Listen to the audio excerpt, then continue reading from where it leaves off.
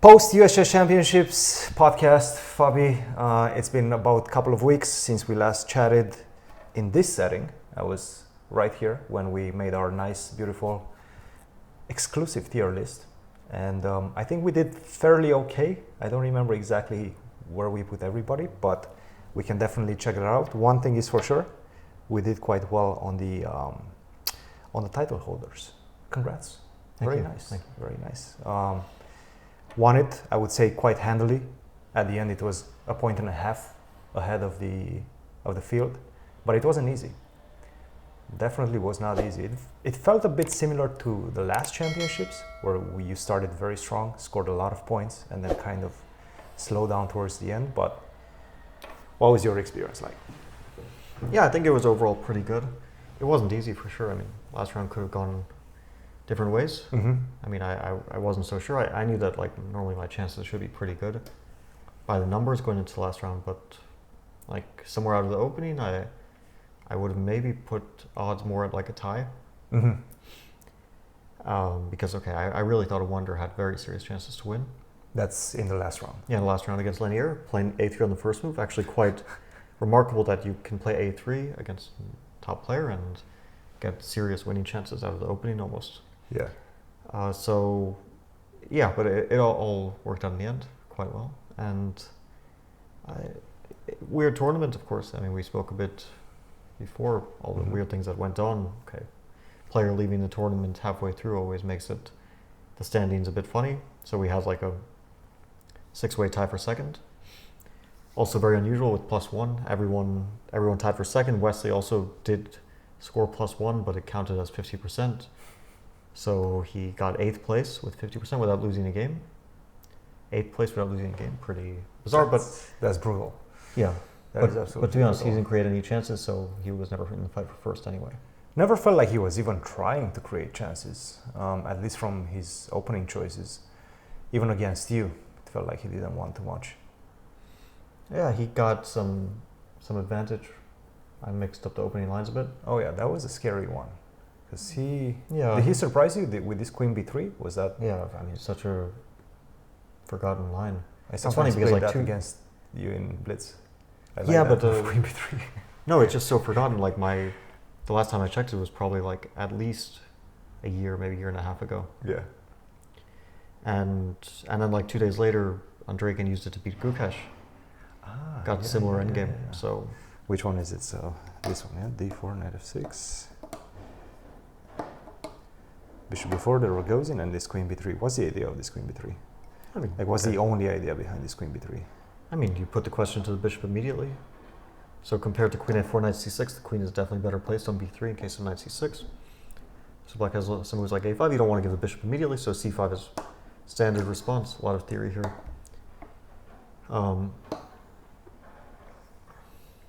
And then like so at this moment I was kind of trying to remember the theory of the line. Mm-hmm. And now looking at it from the white side, I'm like, again, Doesn't look that bad, does it? no, it's possible. It's possible. Wait, so what's the line? Did you go h6? No, h6 is a move. Queen a5. Queen e5, yeah. Bishop takes. Bishop f6, dc4, Take, queen take. c4, gf6, rook c1, Mm-hmm. queen c5, queen h4. Queen f4 is also a move. And normally I play king e7 first, Yes. and then white makes the move. I take in queen b4. I more or less remember that. But then I started to think, okay, I'll take in queen b4 first. And I had this like weird, I spent a lot of time on it, weird thought in my memory, like I've seen this position before. And I convinced myself that I'd seen it before. Of course, I haven't seen it before. And here white has like some various tries connected to the move f3, which I think we both just missed that this move even exists, which is very dangerous. His king basically And then has to go for a surprisingly, walk. black is probably okay in this position. Like, white takes a pawn, and then Tries to go for h4, get a knight back. 6, something like this. And then somehow black has like decent compensation. Makes sense. I mean, Yeah, it's not makes- this kind of stuff. Makes yeah. sense. So it wasn't like a disaster. Yeah. But he had to test me this way. Anyway, Anyway, he so, didn't. He took on b4. yeah, and then it was kind of solid, more or less solid draw. But the same endgame, Gukesh did lose against Andrekin, so it had some poison. Mm-hmm. And Yeah, well, okay, Wesley And maybe that's why he took on b4. Perhaps he analyzed the endgame. probably, and then he was like, probably wanted the I know endgame. something in the endgame, and then Yeah. went for it. Yeah, that makes sense. But then the way that he played the endgame was very straightforward, and he wasn't really like, I thought if he tries to, he basically got this position without any rooks. Uh-huh. Oh yeah. This pawn structure. Yeah, this pawn structure, knight on d2, something like this. Mm-hmm. I don't remember exactly. And more or less, I mean, probably like here. And I thought, okay, he puts his knight on e3, and then he tries to play around. Yes. Okay, this is a weakness, so I'm more or less passive, and I was thinking, like, we get something like this, I guess, and then I was thinking, okay, I'll play a5 at some moment, maybe provoke b4, trade pawns, and then, like, if we get this type of position at some point, How worried were you about this? Not too worried. Not worried, yeah. I thought, like, I almost always hold this. But, okay, there's some potential. Like, if these get traded, then, yeah, it gets very unpleasant. So, I don't know. I wasn't super excited, Yeah. let's say. But then he went for, like, quick f4 plan, and we got this structure instead. More or less, like, it was kind of this position, I think. But I didn't play. I played, like, king. I think his knight was f3. I played, like, here. I think it was exactly his position. Mm-hmm. Mm-hmm. Here, and then we got, like, this structure. And it, okay, became a little bit too simplified. That was a good move. You cannot go knight g6, or at least you shouldn't go knight g6. Yeah, I didn't want to. I mean, at first I thought this would just be like an easy draw. And then, like, something here. And then I realized that, okay, he can play it forever. And he did. Yeah, he can play it play forever. First I was like, okay, how can I have problems here in general? Like, the only difference in the structure is this. I mean, my pieces are good. But yeah, he played it forever. Eventually it was a draw. Yeah, in the studio we actually thought that this game will be over. I think at some point you guys were like repeating with knight g6, knight e5, some checks, and then I thought, okay, he was trying to triangulate, so Right. he was trying to play on. I really thought that you guys are going to find the repetition. Also from the body language, it felt like he wasn't playing for a win, but I guess he was. He was, yeah, he wasn't too excited, but he was playing for a win. Yeah. So that was a good hold. Definitely a good hold. And obviously the last round, going into that one, half a point. Actually, let's talk about the game against Wonder, because that one was a bit flimsy. Yes, I played very stupidly. You know what's weird? It's like very unnerving when your opponent plays so quickly, quite good moves, and you just feel kind of stupid. The guy is playing really, really quickly and outplaying me. I feel like an idiot. But that's his style. Every game he was playing quickly, sometimes with some accidents. Like, he has a generally high level that he keeps. Yes. Playing quickly, and I think mostly because his positional feeling is good. Yes. So when it's positional, when it's not very dynamic, then even if he plays more or less instantly, he can play like between first and third line of engine. Like, yes, very decent. Then when it gets very, very dynamic and concrete, suddenly he should be spending more time. That's what he did against Ray Rawson. That's how he lost. And to be honest, that's kind of how he lost against Linear as well. He was trying to make simple moves, and he didn't realize G5 is coming. Yeah, I mean, he put his pieces perfectly in line for G5, Yes. D3, Rook C2. Yes. So yeah, after G5, I didn't know that if Linear was winning, but I realized that, like, Linear is certainly not worse anymore. Yeah. It turns out he was actually winning at that moment. So that also took the pressure off me. I was like, Linear. I could see it on camera. Like, you kind of relaxed almost.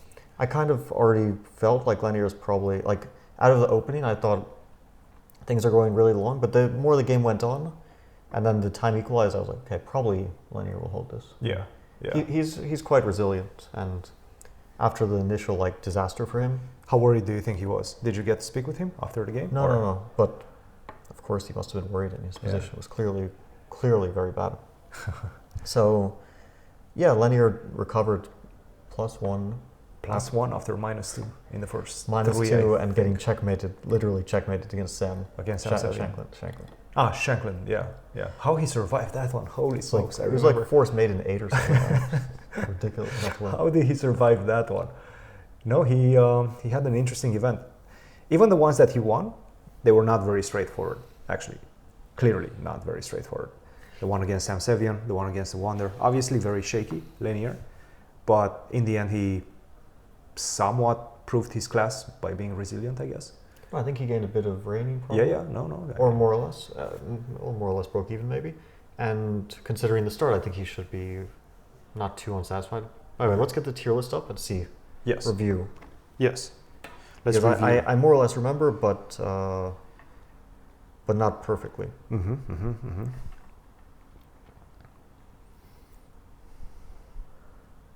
By the way, I'm glad that you've been talking to Yasser so much. Yes. Who's driving you guys? I cannot tell you. Oh, okay. That's part of the appeal of the videos. More or less. Okay, so we have one person in bad time, Sam Shankland. He finished -2. I would say, even though he had some decent moments in the tournament, that's a pretty accurate ranking. Yes. Then we have two, especially for his standards. Yeah. I mean, of course, he's definitely disappointed. He underperformed compared to his general level. We have 2 players in survival mode. Let's only mention one of them. We already talked about Mishra. Yeah, Mishra. He probably should have been in bad time. We didn't realize it. But to be honest, survival mode is kind of even worse than bad time. I guess so. He was just trying to survive the tournament, and yeah, he really really had a bad one. I don't know what went wrong. He played so well last time, and this time just so poorly. It feels like he has some difficulties with consistency nowadays. Mm-hmm. He's had a very up and down year. I remember he lost like 25 rating points at the World Juniors and then got out of the tournament. Mm-hmm. Obviously, that's a very special event because you go to India, maybe you have like some problems because of the heat, because of the food, whatnot, and then you start playing these extremely underrated kids, and then sometimes you lose. That's exactly what happened. Yeah. But then in Biel, he did it really well. He did really well there. He Yeah. beat Prague. Yeah. He beat Prague with black. So I think he was coming at his up highest. and down. Yeah. I mean, he definitely has a good potential. So I will say he was sick here. He had some. You think so? Some infection. Yeah. No, I mean he had some infection. Yeah. Clearly, you could see that he wasn't. So okay, there's some physical side to it, of course. If you're sick, doesn't fully explain the result, let's say, but definitely can make matters worse. Yeah. So then we have 3 players in the middle. A Wonder. Obviously, a Wonder was kind of the main guy chasing me, so that placement was not too accurate. We underestimated a Wonder a bit. And also Grigori, although I think it was a reasonable placement, he had a poor event and objectively he should have been in bad time. Wasn't a good time. And Hans had a pretty good event, like more or less by his standards, 27-35 performance, I would say. But definitely not in the middle. We No, probably should have been fight for a podium at least. Yeah, he definitely was. He and a Wonder should have been. But he called me out. I wanted to put him in fight for podium. You said that's a cope, so I had to choose one of the 2. Or do we want to make the internet angry, or do we want to make them happy? If you put them in top tier, internet's very happy. You think tier, so? Internet's very angry. What if we put him in fight for podium? No, this is a cop out. You have to do either 1 or 3. Okay, let's go. Let's go with 3. Yeah. I can say I made a mistake on this one. Yeah, I think no. Okay, logically, of course, he's playing well these days, and should have been a tier higher. Okay, you want to be a bit controversial. It's fair. It can be controversial. I think that. Well, Wesley definitely was not in the title contention. Also Levon. And neither Levon, yes. Yeah. But it was a weird tournament in the sense that nobody really was, besides a Wonder, nobody was really having it. Yeah. I mean, like, let's go from the players who are +1. Like, Lenier, we mentioned already, he just recovered from a very poor start. Maybe if he hadn't had a poor start, okay, he could have fought for more. Levon, also, I think he was like shaky throughout, and then, okay, he recovered at the end. Yes. He didn't play badly overall. Like, he had a normal tournament, but yeah, he wasn't fighting. Ray was just up and down, like just bouncing back and forth. Yes. I think he got 2nd place by tie breaks because he had so many decisive games. I'll tell you a funny stat about Ray. You know, he's the winningest player of the 21st century. 53 games, right? 53 compared to like Hikaru's 52, which is a funny stat. Yeah, definitely playing a lot. He's played a lot of these championships. Yeah. So has Hikaru, but Hikaru hasn't recently, so. I think what was it, 2019? Was that his last one? Probably, yeah. He won in 2019. He won 2019. Yeah, and finally you're getting pretty close. 4 now. You took a break since 2016 for 6 years, and after that, a three-peat. That's not bad. That's not bad. Very good. Very happy. Must be feeling quite good. How about your form? How did you feel about your form in the last few rounds? Because that was obviously the big problem always, or at least in recent tournaments. Yeah, well, at the start I didn't feel good about my play. First 2 games, pretty bad. Against Hans, like very shaky. Against Levon, quite a remarkable Miss. Miss. Just like plus 11, but actually just force mate at some point. With 96. Yeah. But even just not, like, why G6? Just play F5, F6, and I think he was more or less ready to resign. I could feel it in his body language. And at that moment, I probably relaxed. So, okay, definitely. And then I was like, why do I keep doing this? Like, I get such good positions, like just messing them up.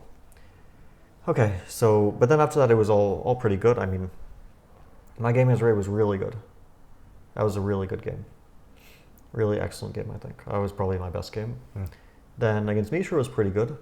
Quite good game. Yeah, that was a good one. Against Christopher, which didn't end up counting, but still... Okay, people said like I was playing badly and I was in trouble. You took risks. No, I mean, I wasn't playing well. Was playing badly, you just took risks. I wasn't playing well. I played an opening I'm unfamiliar with, and then I had 2 ways to sacrifice an exchange. And I chose the wrong one. Okay, it was a misevaluation. After that, I played a pretty good game. So I mean, once he plays B3, I feel you're fully back in the game. Yeah, no, then I played well. So it was one poor decision in the game. Of course, can be quite costly, but anyway, that game didn't count for the final result. So, and then Grigori, not amazing game, but okay, decent. Yeah, I guess. Then I basically thought, okay, at this point in the tournament, all I need to do is draw my next 2 games and then think about the rest. With black pieces. Yeah, so I drew Sevian, I drew Wesley. I was just happy about that. So I wasn't trying to like keep scoring so much. Then against a Wonder was not a great game. Okay, not terrible, but he saved it in the end. I mean, he gave you one opportunity and you pounced on it. Yeah, I just kind of, that's why I traded queens. I basically thought I want to change the I understood queen e4 is not a really good decision, but I want to change the nature of the position, make it more concrete, because I don't want to keep playing this vague sort of strategically risky. But yeah, it wasn't a good game. Then Lanier was a good game, I have to say. I mean, could have maybe put more pressure, but overall, not perfect, but a good game. And then last game was reasonable considering the complexity, I guess. So cool. So overall, pretty good. No major blunders after Levon, the game against Levon. So. That's good. Rating wise, you gained some. Now you're number 2 in the world, back to number 2 in the world, and probably that's where you're going to be unless Arjun continues climbing. Arjun's winning a lot, so you never know. It's pretty close. Yeah. He's over 2,800. He's playing at the ECC, so still has a few more rounds before the month is over. How are you feeling about that one? Are you happy? Are you thinking about it, or you don't really? I don't concern yourself. My goal is the FIDE circuit to do my best. Yeah, this was a good step. I have an absolutely insane schedule the rest of the year, so try to keep some energy because I'm going to probably be dealing with some major jet lag. And what's the schedule? What are we talking about? Well, so we played the chess dynamics, whatever they call it, the Fisher Random. The one that starts in a couple of days. Event in a few days, so that's pretty easy. Okay, that's basically like an event where you chill. Like it's almost no energy. It's like a fun event. It's a fun event, yeah. Then I'm going to go to Singapore to play a match with Magnus, 2-day match. I don't know exactly the format, but I know that we're playing a Fisher Random match again. They call it freestyle chess. Yes. This is sponsored and organized by Jan Butner. Yes. Who is doing the Weisenhaus event, right? He's doing the GOAT Chess Challenge. Yeah, they called it the GOAT Chess Challenge. We're probably calling it something different now, but it's like a series of Fisher Random events that are probably going to continue. So that's really good. I think that's going to be fun. And it's against Magnus, so no, that should be a fun one. Quite a big challenge. Then I have to play US Masters a few days later, so I'll go from Singapore to the US. It's a 13-hour time difference, maybe 12 to Charlotte because I'm going to Charlotte. Did you book your tickets already to Singapore? Yeah, I booked the flight back.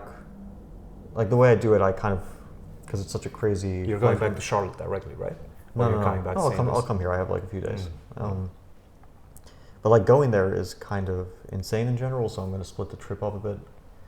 And Yeah, then I play the U.S. Masters in Charlotte. Charlotte Chess Club is organizing, I think. And that'll be tough, 2 games a day. That'll be important. I should really try to win that for my chances. Then it's not 100% clear, but there might be another open tournament, which I hope will happen, and I'll play. And then I chill for a bit. And then World Rap in Blitz. World Rap in Blitz in New York. Big schedule. Big schedule, for sure. Very busy. Well, Fabi, I think we should probably leave it at that. We have a guest coming up in just a couple of minutes. We're going to record that and release that later on. I hope you guys have been enjoying the coverage of the US Chess Champs. I've tried to keep up with Yasser. That's a pretty fun conversation we have every single time we come back from the studio to our respective hotels, and he was nice enough to agree to it. So, did you watch any of those? Or? Oh, really? Oh, and of course, congratulations to Carissa. She didn't end up winning all her games. Carissa, yeah. But she did become US champion, so not 11 out of 11, but still, it's a title. I mean, to be honest, I never thought that we're ever going to get anywhere close. 8 out of 8 is pretty close. That's relatively, that's as close as you're going to get. Once she got to 8 out of 8, we were both kind of putting her at around like 50%. Yeah. To win all of them. Yeah, it was... Statistics, it was about 13%. Yeah, which I guess numbers don't lie in the end. Yeah. Megan Lee stopped her. I really thought she would win that game. It looked very promising for her at some moment. Completely winning, yeah. But then something went wrong. Megan Lee played a good game. She played a very good defensive game, and yeah, she's a tough opponent. She was like struggling, but then somehow she fought back very well. Yeah, inconsistent, but she can definitely play. Yeah, so I guess the dream will have to wait. And Begim, she got silver for like the nth time. Mm-hmm. I think she played 3 championships. She got 3 silvers or something like that. I mean, considering how Carissa did, I think she can be happy with it. It's like, I mean, it's kind of Team USA in the Olympiad, yeah? Considering how India did. No, the final standings, like, they do make sense. Like, the top 3 make sense. I think we did pretty well in the women's. We also put like half the field in the title contenders. Yeah, maybe that ended up being a bit too optimistic. But yeah, Carissa, Begim, and Alice are like quite strong, so it did make sense. Yeah, was an interesting tournament. Cool. All right. Well, cheers, guys. Thank you for watching. Don't forget, subscribe, help the channel grow. We're on a good trend right now, and we're definitely planning more and more content. Let us know whether you enjoyed all the conversations with Yasser and what you would like to see in the next few episodes. Until then, cheers, and once again, congrats for your 4th title. Thank you.